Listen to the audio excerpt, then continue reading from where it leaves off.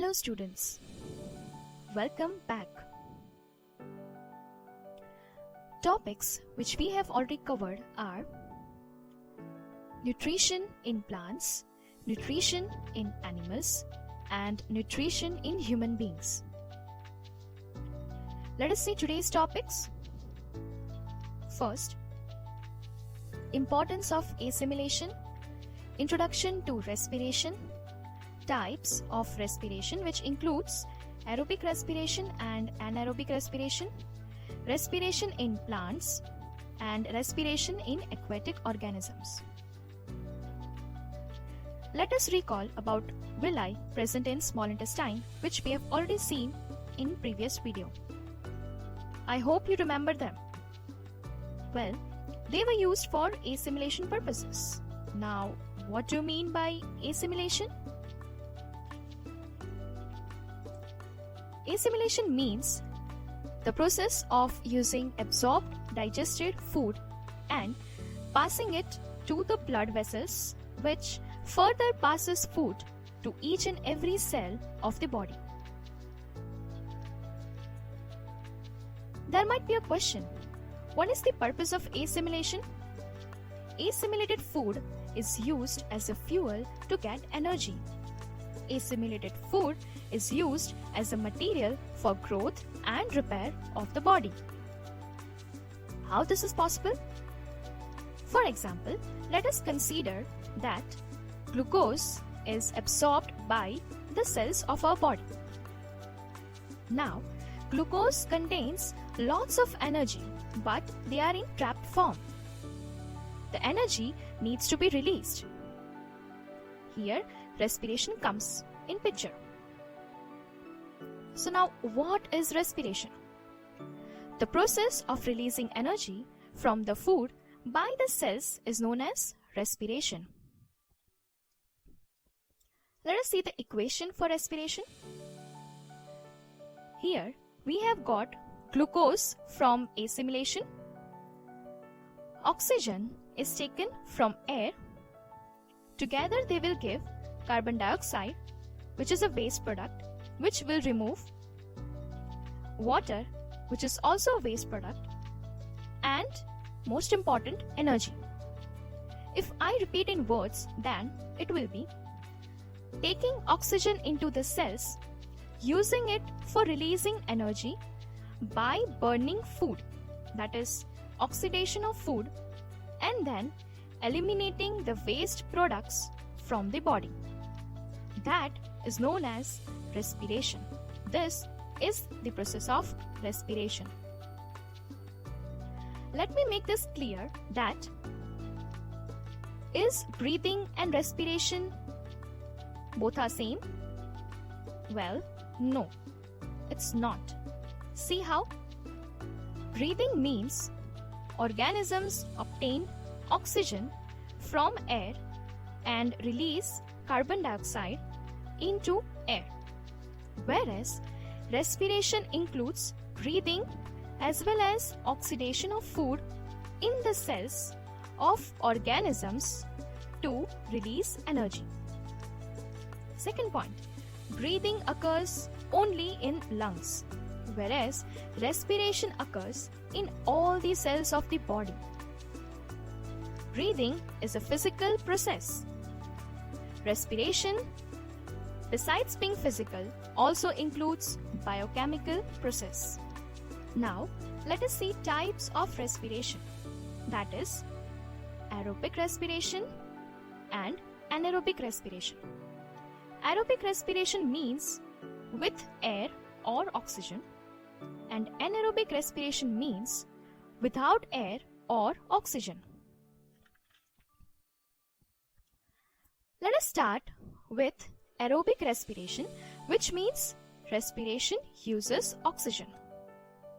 Here, the glucose is completely broken down, again I am repeating, completely broken down into carbon dioxide and water by oxidation of food, and hence energy is released.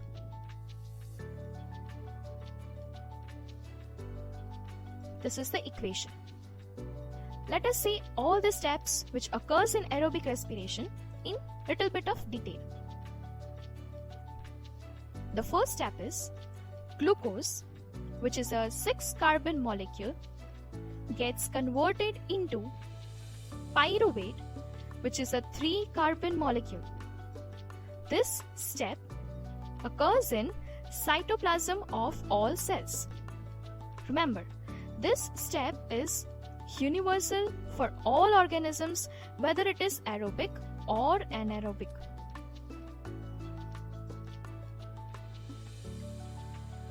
Now, next step is pyruvate in presence of oxygen gets converted into carbon dioxide, water, and of course energy is released. This step occurs only in mitochondria and it is specific to only aerobic organisms. So I hope this aerobic respiration is clear. Do you know what is this energy actually? Well, the energy is in the form of ATP molecules. From just one molecule of glucose, our body can produce 38 ATP energy-rich molecules. That's like lots of energy. Here, the structure which you can see is the structure of ATP molecule, which is just for your information. Now let us move on with anaerobic respiration. Here also, first step is conversion of glucose, which is a 6-carbon molecule, into pyruvate, which is a 3-carbon molecule, occurs. And it occurs in cytoplasm of all the cells. After this step, it gets a little bit different. Let us see anaerobic respiration in yeast. The last step remains same, that is glucose gets converted into pyruvate. Now, after that, pyruvate is taken and in absence of oxygen, it gets converted into ethanol plus carbon dioxide and energy is released. This step also occurs in cytoplasm of cells and it occurs in all anaerobic microorganisms. It is also known as fermentation. Fun fact, in anaerobic respiration, one glucose molecule produces only 2 ATP molecules, which is very less as compared to aerobic respiration. To your question, whether anaerobic respiration occurs in humans or not, the answer is yes. It occurs in muscle cells. When? Well, when we do vigorous physical exercises, at that time, oxygen gets depleted at a faster rate in the muscle cells than it can be supplied. During that time, body goes for anaerobic respiration to gain energy. So, what's the reaction? First reaction remains same, that is glucose gets converted into pyruvate. Now, pyruvate in absence of oxygen inside the human muscle cells produces lactic acid and energy is released. Fun fact, here also energy produced is only 2 ATP molecules. Let us see a brainstorming question. Have you heard about muscle cramps? What happens in it? In the diagram, you can see a sports person who is in acute pain and maybe his pain is related to legs, so we can guess that he has suffered from sudden muscle cramps maybe while running. So during vigorous exercises, the accumulation of lactic acid due to anaerobic respiration in the muscle causes muscle cramps. We shall now discuss difference between aerobic and anaerobic respiration. First, it takes place in presence of oxygen. Whereas anaerobic respiration, it occurs in absence of oxygen. Aerobic, complete breakdown of food occurs. Anaerobic, incomplete breakdown of food occurs. Third, end products of aerobic respiration are carbon dioxide and water. And products of anaerobic respiration are maybe ethanol and carbon dioxide or lactic acid, as we have already seen. Large amount of energy is produced in aerobic respiration, much less energy is produced here. Now we will see respiration in plants. Respiration in roots and stem occurs by diffusion of respiratory gases like oxygen enters in while CO2 goes out as seen in the diagram. Respiration in leaves occurs through stomata present on epidermis of leaves. As you can see in the diagram, the first image shows open stomata with guard cells and epidermis. In next image, oxygen is entering inside from stomata. In last image, carbon dioxide after respiration is leaving stomata. Always remember that respiration occurs during daytime as well as nighttime, whereas photosynthesis occurs only during daytime. So how does net gaseous exchange occurs in plants? During daytime, oxygen is produced during photosynthesis and it diffuses out. CO2 produced during respiration is consumed for photosynthesis and even more CO2 is diffused in for photosynthesis.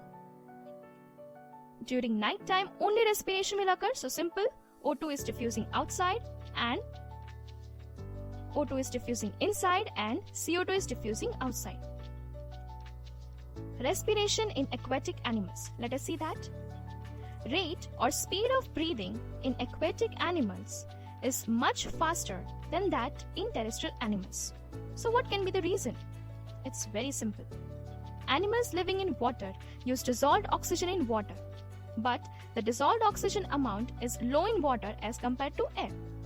Hence, a faster breathing rate provides more oxygen. I hope this is clear. That's it for today. Make sure to like, subscribe and share our videos. Suggestions and comments are most welcome. Thank you.